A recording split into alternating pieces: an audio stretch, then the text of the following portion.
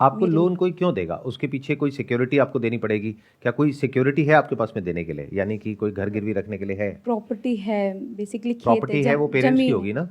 हाँ जी। तो वो रखने देंगे आपको गिरवी? नहीं तो वही वो देख रहे हैं इस वक्त आपको वीडियो में, उनका घर गिरवी रखने की आप बात कर रहे हो, तो उनका क्या रिएक्शन आएगा जब वो ये सुनेंगे? कमा के अगर आए, अर्निंग आए तो मैं उनका फिर रिटर्न कर दूंगी, ऐसा थोड़ी। और अगर ना आए तो? हाँ तो सब वही रिस्क तो वो प्रॉपर्टी को रिटर्न करना पड़ेगा बैंक को और प्रॉपर्टी खाली करनी पड़ेगी। तो मुझे ऐसा रिस्क लेना चाहिए या नहीं? क्योंकि मैं नहीं लेना चाहिए। तो अपना सेविंग्स कितनी है आपके पास में? सर मेरे पास 1.5-2 लाख का है। 1.5-2 लाख रुपए है? हाँ अभी। और आप क्या करने का सोच रहे हैं? थोड़ा सा मेरे को एक्सप्लेन करिए। आप एग्जैक्टली आपके माइंड में चल क्या रहा है? अपना ब्रांड बनाने के बारे में सोच रहे हैं? नहीं, जैसे ना शॉप वगैरह ओपन करना है कॉस्मेटिक में, क्योंकि जो गांव में होता है ना वो किसी भी ब्रांड का नहीं है। वहाँ पे मैंने ये चीज़ नोटिस किया था कि वहाँ डेट एक्सपायर है फिर भी वो सेल हो रहा है।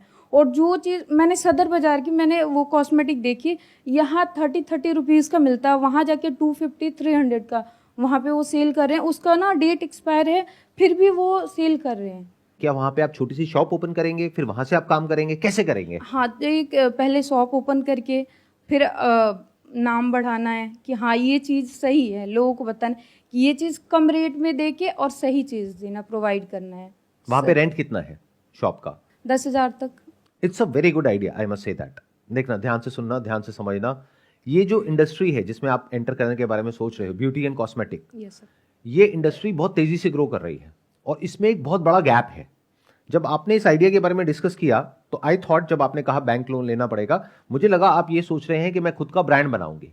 वो मैं कभी भी आपको सजेस्ट नहीं करूंगा। अगर आप मेरे से पूछते कि क्या मेरे को खुद का ब्रांड बनाना चाहिए, लॉन्च करना चाहिए, मैं कहता नहीं। क्यों? क्योंकि उसमें इन्वेस्टमेंट बहुत ज्यादा है। बट जो आप करने के बारे में सोच रहे हैं उसमें इन्वेस्टमेंट ज्यादा नहीं है, उसमें आपको कोई लोन लेने की जरूरत नहीं है। आपको क्या करना है, एक छोटी शॉप ओपन करनी है। हो सकता है अभी आप 10,000 रुपए सोच रहे हो तो और सस्ती भी आपको मिल जाए। अगर आप सही चीज दोगे तो वो काम अपने आप चलेगा। देखो, ध्यान से समझो मेरी इस बात को। ब्यूटी और कॉस्मेटिक इंडस्ट्री के अंदर, इंडिया के अंदर इस वक्त बहुत सारे ब्रांड्स हैं। इतने हैं जितने आप लोगों ने सुने भी नहीं होंगे। ऐसे भी बहुत सारे ब्रांड्स हैं जो छोटे हैं, जिनका नाम इतना नहीं है, क्वालिटी बहुत अच्छी है, एज गुड एज ब्रांडेड, उनका प्राइस कम है और मार्जिन बहुत ज्यादा है आपके लिए। अगर कोई प्रोडक्ट आपको होलसेल में मिल रहा है 30 रुपए का, तो मार्केट में बिकता है 200 से 300 रुपए का। हाँ जी, हाँ जी। अगर और शॉप पे वहां पे 250-300 का मिल रहा है, तो आप भी मान लो उससे थोड़ा सा कम करके बेच रहे हो। वहां 250 का है तो आप 200 का बेच रहे हो, लेकिन साथ में कुछ एडिशनल दे दो कि आप ये लेंगे तो इसके साथ में ये फ्री है। जैसे आप लोगों ने जूस पिया होगा किसी ना किसी दुकान पे जाकर के, आपने कहा कि भैया जूस दे दो, तो उसमें ज्यादा मजा किसमें आता है कि आपने 20 रुपए दिए, उसने आपको जूस दिया, आपने पी लिया, या फिर जब एंड में थोड़ा सा आप पूरा पी लेते हो और वो कहता है थोड़ा सा और है, ले लो। Yes sir.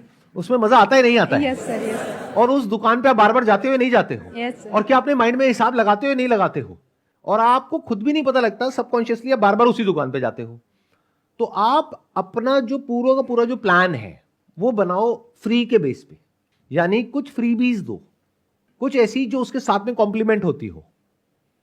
कि अगर एक फीमेल एक पर्टिकुलर शेड की लिपस्टिक ले रही है तो उसको बोलो इसके साथ में आप इनमें से, इन 10 में से कोई भी एक और चूज कर सकती है, ये इसके साथ में ऑफर चल रहा है। तो आपके यहां पे कोई ना कोई ऑफर चलता ही रहेगा, buy 1 get 1 free. This is different from all the other players. ये आपको अलग कर देगा बाकी सबसे। अगर इस तरह से आप करते हो तो आपके सक्सेसफुल होने के चांसेस बहुत ज्यादा है। और सर जो अनलकी वाला सीन है मेरे साथ होता रहता है, उसको रिस्क लेना चाहिए या? ये जो अनलकी वाली आप बात कर रहे हो, आप एक्चुअल में अनलकी नहीं हो सर। कहीं भी मतलब सही से जॉब नहीं कर पाई ना, तो अनलकी 5-6 महीने। तो अच्छा हुआ ना अगर जॉब कर लेते तो आज यहां पर आकर के मेरे से डिस्कस नहीं कर रहे होते ना। हाँ ये भी। खुद सोचो। तो ये जो गलत फहमी है अपनी, उसको कभी भी अपने माइंड में मत बैठने देना। मेरी इस बात को याद रखना लाइफ में हमेशा, चाहे आप कुछ भी कर रहे हो। Never say you are unlucky, always say you are lucky. Okay sir. Because फिर आपका दिमाग सही डायरेक्शन में चलेगा। The moment you start saying I am unlucky, अब कुछ भी नया करने से आपको डर लगेगा, कि मैं ये करने तो वाली हूं, लेकिन आज तक सब गलती हुआ है मेरे साथ में, तो अब भी गलती होने वाला है. Never say that. Always say I am lucky. Okay, thank you sir.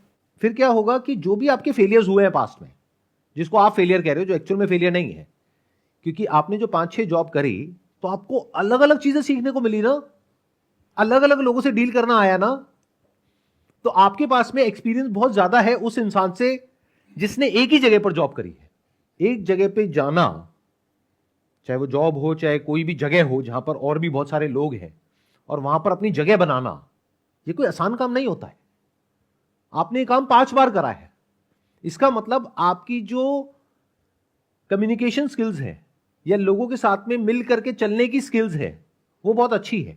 अगर प्रॉब्लम हुई भी, जो आपने कहा कि पास में प्रॉब्लम हुई, तो वो आपके सीनियर्स के साथ में हुई ना, जो आपके लेवल पे लोग थे. क्या वहां पे प्रॉब्लम हुई? नहीं हुई.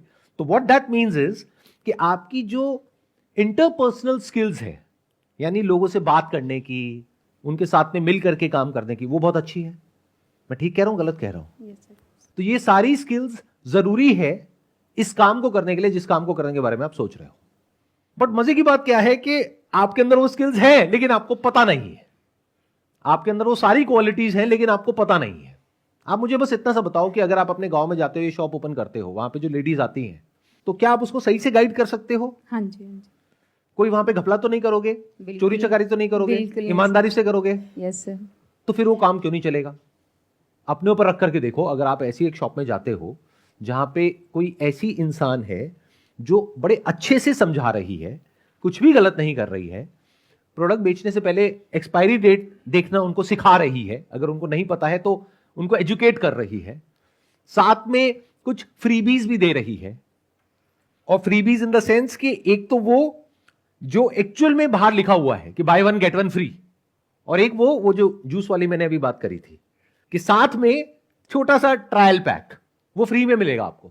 मतलब जो कंपनीज होती हैं अपने प्रोडक्ट्स को प्रमोट करने के लिए फ्री सैंपल देती हैं, तो वो फ्री सैंपल्स आप बांट दोगे उनमें कि आप इसको भी ट्राई करना, इसको भी करना, इसको भी करना. वो कहेंगे अच्छा इसके कितने पैसे? कोई पैसे नहीं है, फ्री है. तो बेसिक साइकी आपने पकड़ ली लोगों की. और अगर इस तरह से आप कर पाओ और आपका नाम चल जाए वहां पे उस एरिया में, तो एक शॉप आज है आपके पास में, बट कल 1 से 2 होने में टाइम नहीं लगेगा. उस शॉप को बड़ा करना कोई मुश्किल नहीं है. वहां पे मार्जिन बहुत अच्छा है, तो पैसा तो बहुत कमाया जा सकता है. हाँ जी सर. और अगर आपको आइडिया लेना है ना कि कितना पैसा कमाया जा सकता है, तो जो शॉप्स ऑलरेडी वहां पर हैं, वहां पर जा करके 2-3 दिन के लिए साइड में बैठ जाओ. किसी का आपके मिलने वाले का घर होगा और कुछ होगा, वहां पे बैल्कनी में अपना एक दूरबीन ले करके देखते रहो और पेपर पेन ले करके लिखते रहो कि कितनी फीमेल्स वहां पर अंदर गई, कितनी खाली हाथ बाहर आई, और कितनी जो बाहर आई उनके हाथ में थैला था. तो आपको ये आइडिया लग जाएगा कि एक दिन में 30-40 लेडीज आती हैं, जिसमें से 10 से 15 कुछ ना कुछ खरीद करके जाती हैं. अगर 10 ने भी कुछ खरीदा और मान लो एवरेज 500 रुपए का भी खरीदा, तो 500 इंटू 10 5,000 रुपए हाँ जी. एक दिन का. उसमें उनका मार्जिन कितना है? 70%, 80%. बट मैं मान लेता हूं आने जाने का खर्चा है, ट्रैवल है, ये है वो है, 30%. तो कितना हो गया? 1,500 रुपए एक दिन का. डेली. महीने का कितना हो गया?